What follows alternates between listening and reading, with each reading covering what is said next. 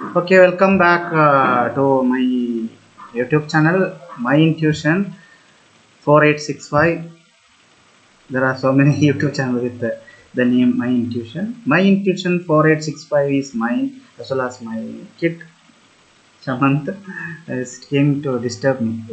Why one Oh, you're recording. I didn't know. Yes, Sorry. okay. Okay, we are moving to module 2 of the environmental studies. Environmental studies module 2, natural resource management. Okay, so this is for non-computer science students of 5th semester of Vishweshwara Technological University. The class videos are available in my YouTube channel playlist, environmental studies. You can go it.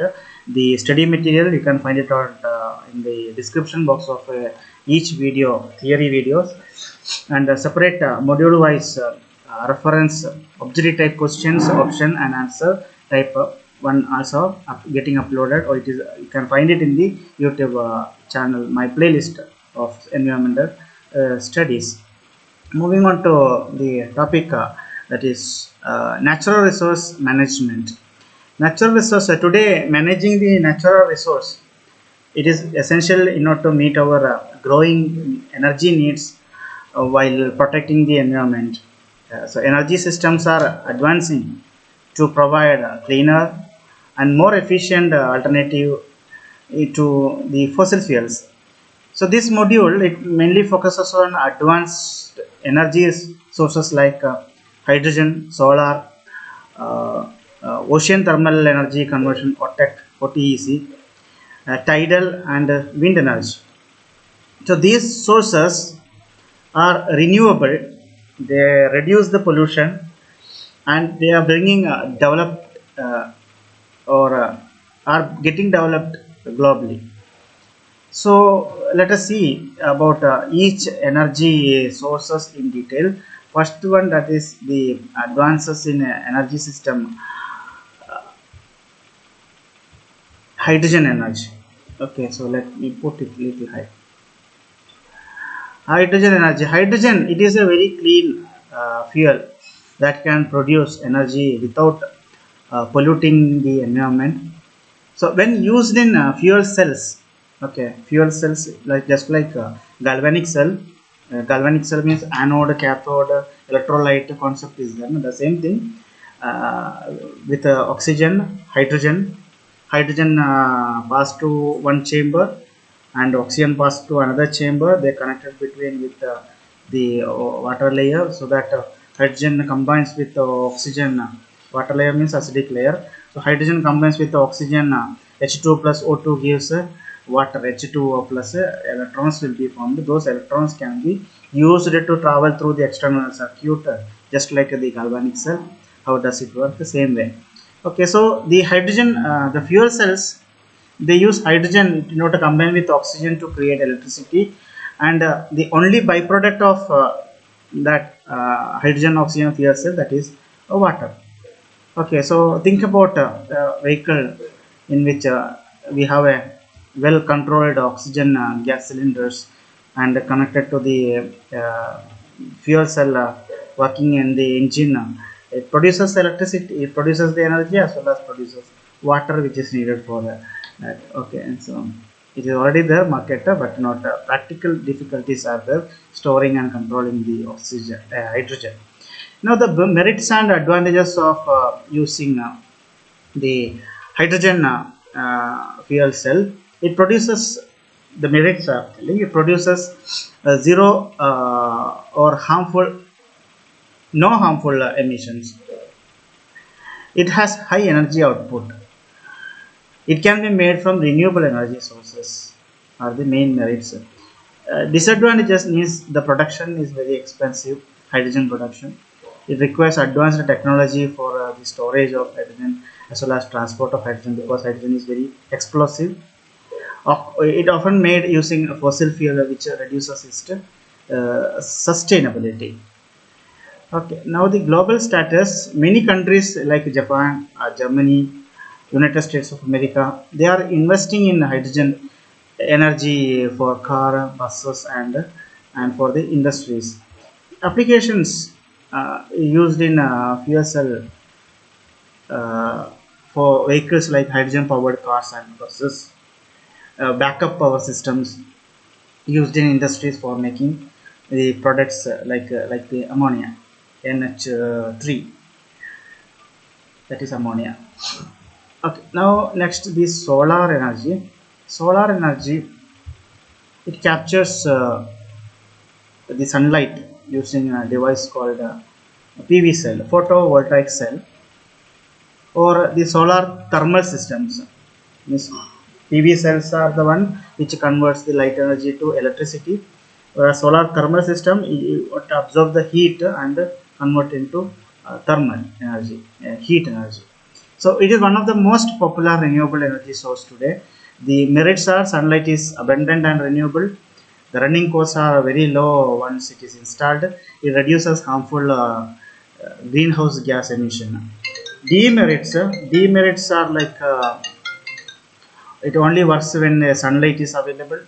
That means less effective on cloudy days. Let me answer reply to this.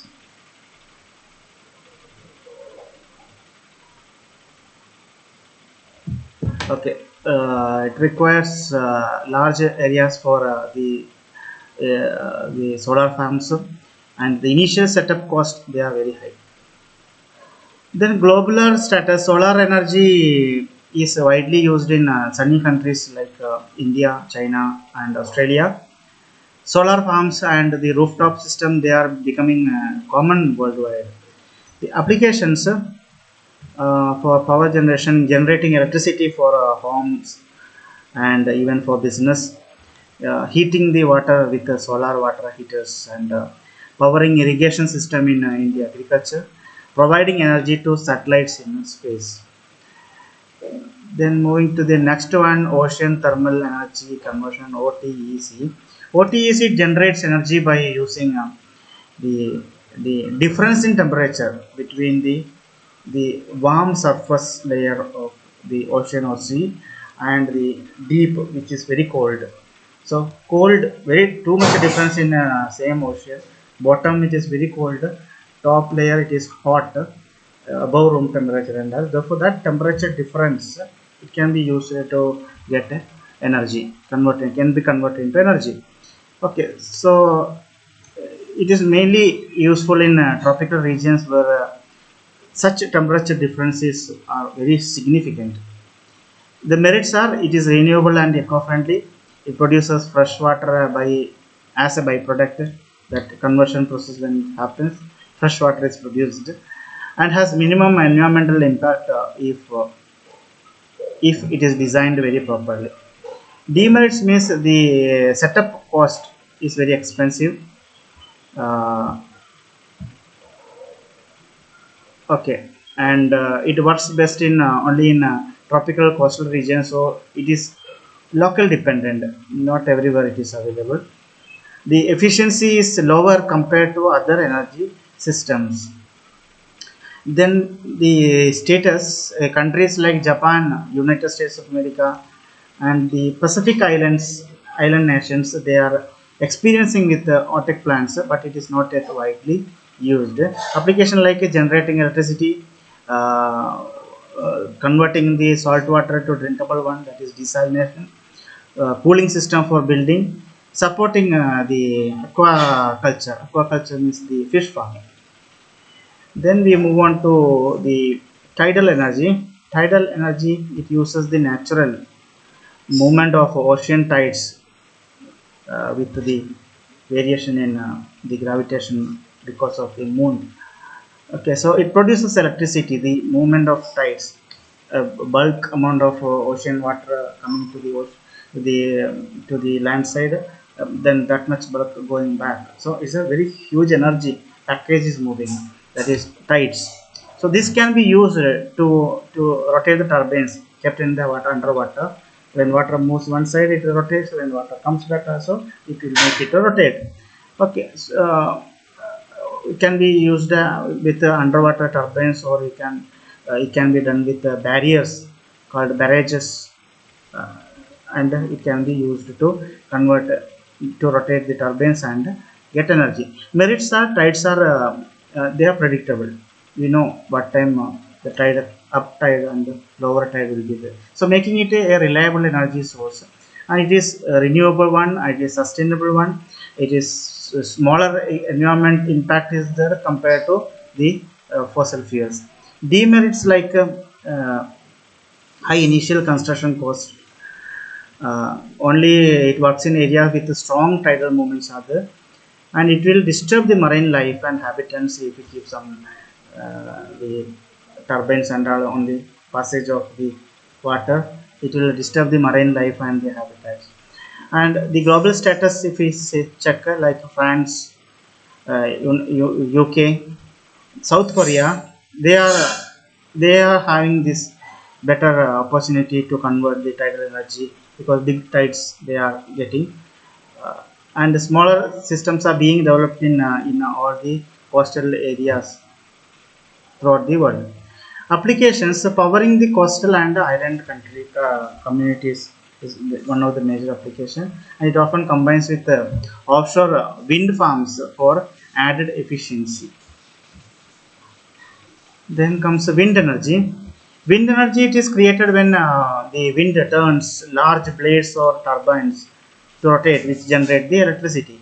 It is one of the fastest growing renewable energy sources.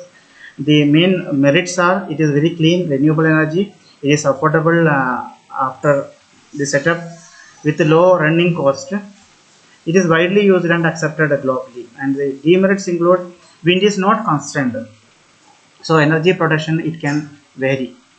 Turbines it can harm the birds as well as the wildlife. So some people dislike how the turbines look, and the landscape is changed. Natural look is not there, and the sound which when it produces is a disturbance for many. Okay, the global status, if you check, the wind farms are commonly found in Europe, in the North America, and mainly in Asia. Offshore wind farms are growing quickly because they do not use land space. Offshore wind farms, that is in the ocean or sea, lakes, so no land space usage. Applications like generating electricity for homes, business and factories. It powers uh, the giving providing power to remote or rural areas. Now, now, the concept and case studies of natural resource management. Natural resource management is about using resources like minerals, water, soil, and forest in a way that protects them for future generations. This involves planning, using resources carefully, finding innovative ways to reduce environmental damage. For example, the disaster preparedness or sustainable mining, the carbon trading, they are the key practices which help to manage the natural resources effectively. So we'll see the concepts in detail. First one, that is disaster management. Disaster management, it focuses. Disaster can happen suddenly and cause harm to people or to the environment and even for the building. So disaster management is a process of preparing for or responding to and recovering from the disasters. It also involves finding ways to reduce the risk in a long term. So the concept of disaster management, it has four main stages, that is preparedness, response, recovery, and mitigation. Preparedness means planning before a disaster happens, such as setting up early warning systems, educating the communities what to do when such a disaster comes, so that better, safer measures can be taken. Responses means taking action during the disaster in order to protect the people and to minimize the damages. Recovery means rebuilding and restoring the normal life after the disaster. Mitigation is a long-term action used to reduce the risk for future disasters, like building the flood barriers or planting trees to prevent the landslides, etc. Case studies. There are many case studies. I took two. Japan's earthquake and tsunami preparedness and India's cyclone shelters. So Japan, it is very prone, Japan, to the earthquakes as well as the tsunami. So in order to reduce the damage, the country it uses advanced early warning systems and enforces strict building codes to make the structures are having earthquake resistance or will not harm the people if a major earthquake comes. And in India, so the cyclone shelters, cyclone prone areas like Odisha, the government has built community shelters and improved the evacuation system. So this has saved many lives during a severe cyclone storms. Now, sustainable mining. Mining produces the required minerals or essential minerals for the industries, but it can harm the environment and the local communities. The sustainable mining it ensures that resources are extracted responsibly while protecting the ecosystem and improving the well-being of the nearby community. So the concept of the sustainable mining is to reducing the waste and the pollution during mining, using water carefully and recycling it wherever possible, rehabilitating the land after mining, such as planting trees or restoring the habitat, as well as to ensure fair working conditions for the miners. Case studies that is Vedanta's zinc operations in India and eco-friendly mining in Australia.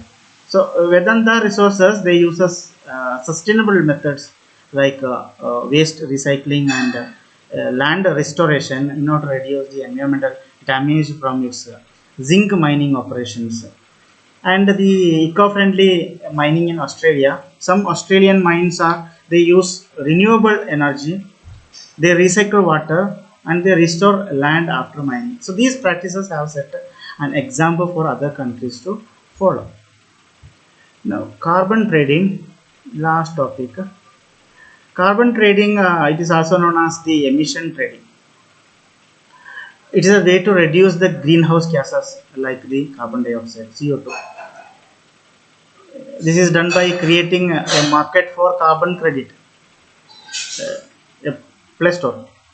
It encourages the countries and companies to lower their emissions. So the concept of carbon trading in carbon, each carbon credit allows the organization to emit certain amount of carbon dioxide. Means a credit is given for a certain countries or certain organization that you can release only this much amount of carbon dioxide. So you can release this much carbon dioxide.